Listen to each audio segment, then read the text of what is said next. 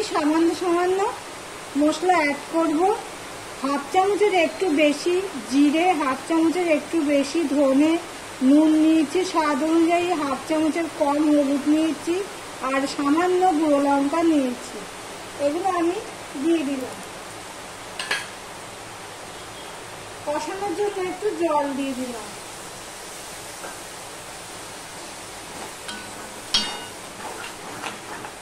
এখানে বৃষ্টি পড়ছে আবার। এবার আমি মশলাটা কষিয়ে নেব ভালো করে, ঢাকা দিয়ে দিয়েই কষাবো। দেখো মশলাটা কষানো হয়ে গেছে। এবারে এর মধ্যে আমি মুসুর ডাল 10 মিনিট আগে ভিজিয়ে রেখেছিলাম। 1 মুঠ মতন মুসুর ডাল আমি ভিজিয়ে রেখেছিলাম। তোমরা চাইলে এখানে বেসন ভেজে আগের থেকে রেখে দিয়ে করতে পারো। আমি মুসুর ডালটা দিয়ে দিলাম, দিয়ে কষিয়ে নেব। এইভাবে করলে দারুণ হয়। আর আমার রেসিপিটি যদি ভালো লেগে থাকে লাইক কমেন্ট শেয়ার করে দেবে। আর যারা দেখছো ভিডিওটি সাবস্ক্রাইব করোনি তাদেরকে বলবো চ্যানেলটি সাবস্ক্রাইব করে পাশে থাকতে। দেখো মুসুর ডালটা দিয়ে আমি কিছুটা কষিয়ে নিয়েছি মশলার সাথে।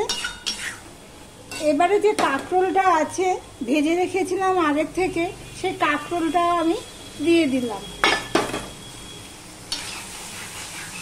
এই রেসিপিটি দারুণ হয়, ভাত রুটি দুটোর সাথেই ভালো লাগে। আমি 1 মিনিটের মতন আবারও কষিয়ে নেব।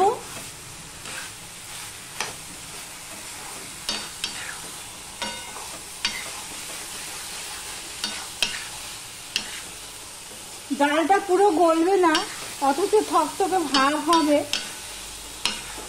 ভিডিওটি শেষ পর্যন্ত দেখার অনুরোধ রইল।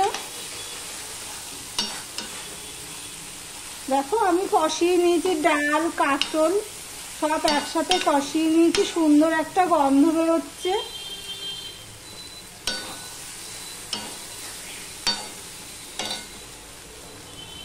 এবার এর মধ্যে আমি পরিমাণ মতন জল দিয়ে দিচ্ছি।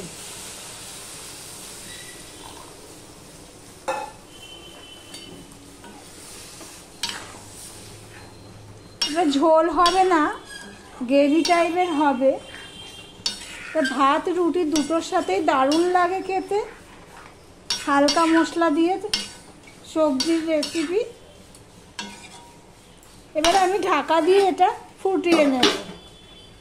আমি ঢাকা দিয়ে প্রায় 10 মিনিটের মতন ফুটিয়ে নিয়েছি। দেখো মাঝে একবার এসে নেড়ে দিয়ে গেছিলাম, কিন্তু আমার উনানের আঁচটা ছিল লো টু মিডিয়ামে, যার জন্য জলটা খুব একটা শুকায়নি। এবারে দেখো আমি ডালটা সিদ্ধ হয়েছে নাকি দেখে নেব। দেখো ডালটা সিদ্ধ হয়ে গেছে, চাপ দিলে পুরো গলে যাচ্ছে।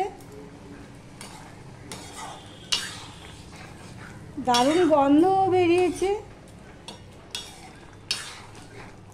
এবার এর মধ্যে আমি 1 চামচের মতন চিনি দিয়ে দিলাম। নিরামিষ রান্না, মিষ্টি না দিলে হবে না। 1 চামচের মতন আমি চিনি দিয়ে দিলাম। দিয়ে আমি আবারও 1 মিনিটের মতন ফুটিয়ে নেব। নিয়ে গ্যাসটা আমি অফ করে দেব।